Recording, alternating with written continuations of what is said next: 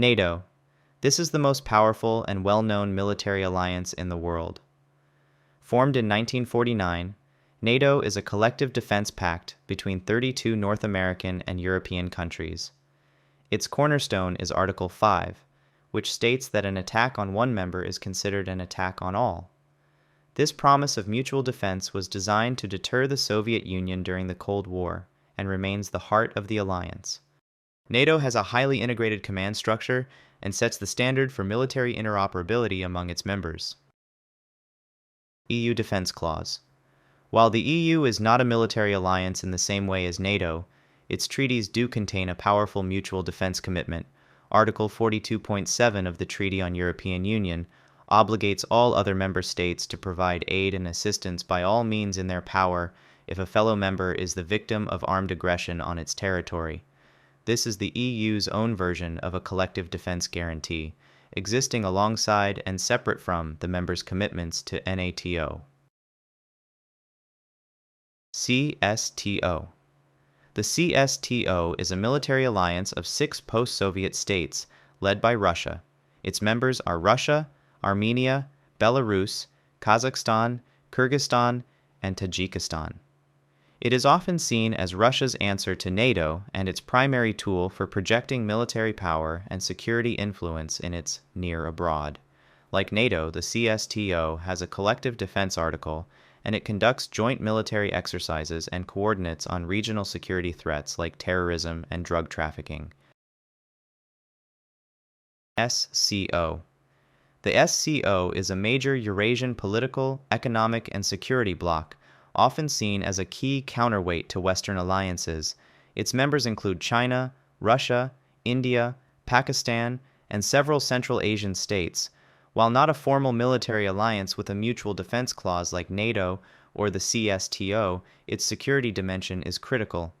The SCO conducts regular joint military exercises, shares intelligence on terrorism and extremism, and provides a framework for security cooperation among its powerful member states. U.S. Japan Treaty. This is one of the most critical bilateral defense treaties in the world, and the linchpin of U.S. security strategy in the Pacific. Under this treaty, the United States is obligated to defend Japan if it is attacked. In return, Japan allows the U.S. to station a massive military presence, including tens of thousands of troops, an aircraft carrier strike group, and advanced fighter jets, at bases throughout its country.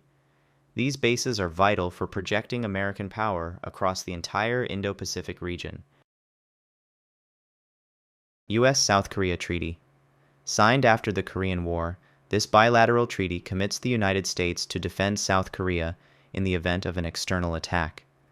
This alliance is almost entirely focused on deterring North Korea. As part of the agreement, the U.S. maintains a significant military presence on the Korean Peninsula, and the armed forces of both countries are deeply integrated under a combined forces command. U.S.-Philippines Treaty. This is another cornerstone of the U.S. alliance network in the Pacific. Signed in 1951, this bilateral treaty commits both the United States and the Philippines to come to each other's defense in the event of an external armed attack. Amid rising tensions in the South China Sea, this treaty has gained immense strategic importance, forming the legal basis for joint military exercises and the U.S. military's rotational access to bases in the Philippines. ANZUS. ANZUS is a collective security agreement that binds Australia and the United States to cooperate on military matters in the Pacific region.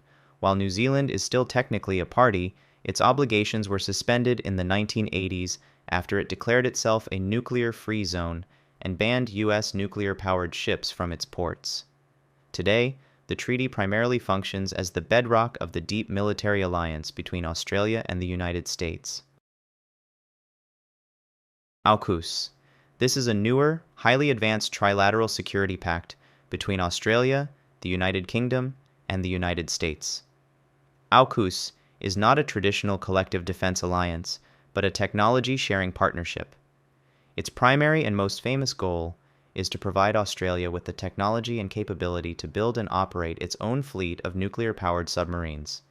It also involves deep cooperation on advanced technologies like artificial intelligence, hypersonic missiles, and cyber warfare.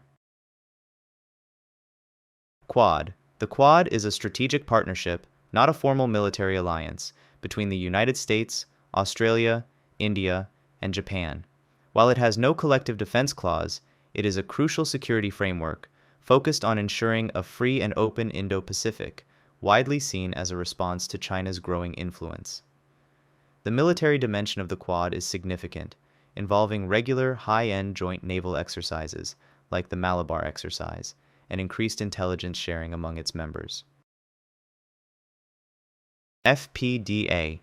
The FPDA is a unique and long-standing defense arrangement in Southeast Asia, involving the United Kingdom, Australia, New Zealand, Malaysia, and Singapore. It is not a formal binding defense pact. Instead, it is a consultative agreement stating that the five powers will consult each other immediately in the event of an armed attack on Malaysia or Singapore.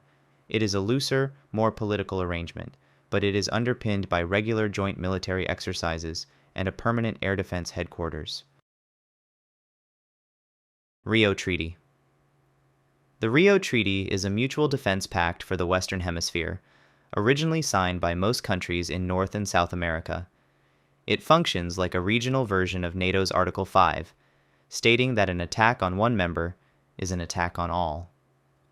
While its influence has waned, with several major countries like Mexico withdrawing, it has been invoked in the past, most notably after the 9/11 attacks, when member states declared their solidarity with the United States. Arab League defense. The Arab League, a political union of Arab states across North Africa and the Middle East, is underpinned by a powerful collective security agreement, the Treaty of Joint Defense and Economic Cooperation, signed in 1950, establishes a framework for mutual defense. It considers any act of armed aggression against one member state as an act against them all.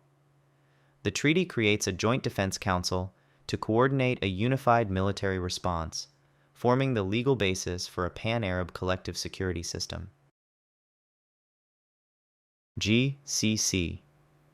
While primarily a political and economic union of Arab states in the Persian Gulf, the GCC has a significant security dimension. Its members, Saudi Arabia, the UAE, Qatar, Bahrain, Kuwait, and Oman, have a charter that includes principles of collective security. The military arm of the GCC is the Peninsula Shield Force, a joint military venture designed to deter and respond to external aggression against any of its member states. IMCTC. This is a Saudi-led alliance of over 40 Muslim-majority countries announced in 2015. It is not a traditional collective defense pact, but rather a coalition focused specifically on fighting terrorism. Its stated goals are to coordinate efforts across 4 domains: ideology, communications, counterterrorism financing, and military. It represents a major effort to create a pan-Islamic framework for counterterrorism cooperation. ECOWAS. The Economic Community of West African States, or ECOWAS, is not just an economic bloc. It also has a strong collective security dimension. Its protocol relating to mutual assistance in defense states that any armed threat or aggression against a member state is considered a threat to the entire community. This pact provides for the creation of an allied armed force of the community, which can be deployed to respond to internal conflicts or external attacks. ECOWAS has a history of real-world military interventions to restore order and stability in the region. SADC Defense Pact. The Southern African Development Community, or SADC, is another regional bloc with a formal military alliance.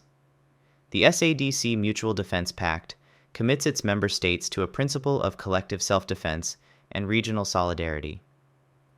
It states that an armed attack on one member shall be considered a threat to peace and security for all.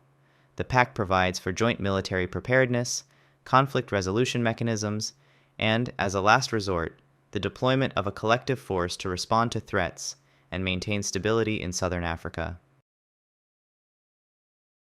Thanks for watching. Which of these alliances do you think will matter most in the next decade? Let me know your thoughts in the comments down below. Please also remember to like and subscribe if you enjoyed this video.